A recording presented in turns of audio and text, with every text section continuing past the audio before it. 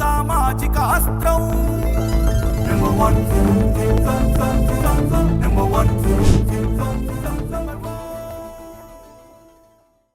దేశానికి స్వాతంత్రం వచ్చి 77 సంవత్సరాలు దాటిపోయాయి.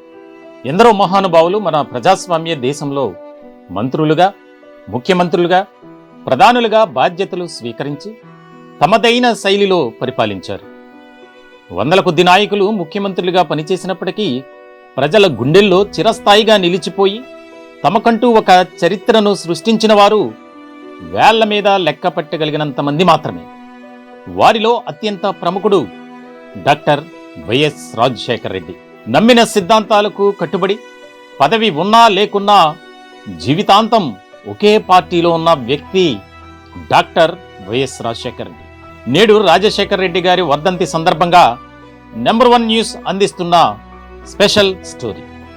1949వ సంవత్సరం జూలై 8వ తేదీన ఎదుగూరి సందింటి రాజశేఖర రెడ్డి జన్మించారు.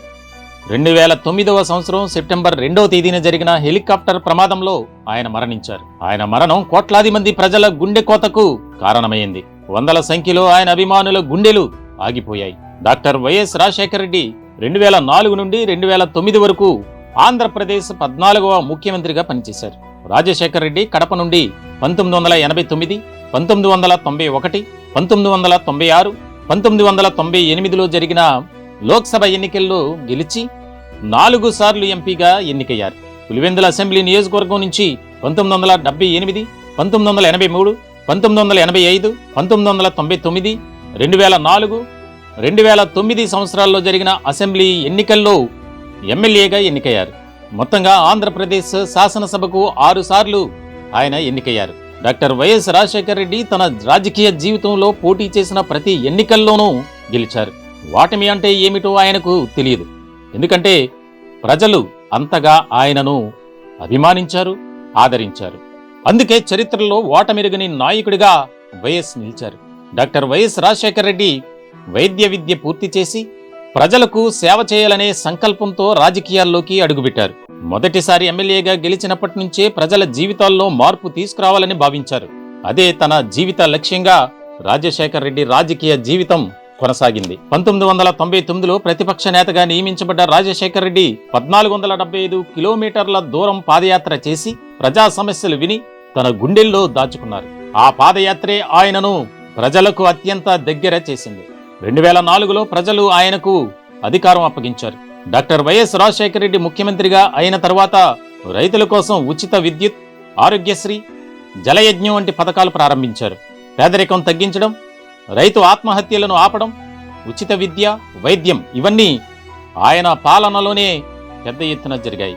108 అంబులెన్స్, ఆరోగ్యశ్రీ పథకాలు ప్రజల గుండెల్లో రాజశేఖర రెడ్డి పథకాలుగా శాశ్వత ముద్ర వేశాయి.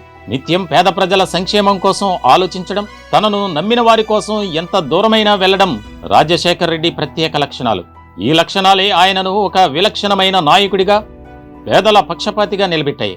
దేశ రాజకీయాలలో, ముఖ్యంగా ఉమ్మడి ఆంధ్రప్రదేశ్ చరిత్రలో డాక్టర్ వైఎస్ రాజశేఖర రెడ్డి గొప్ప చరిత్ర సృష్టించారు.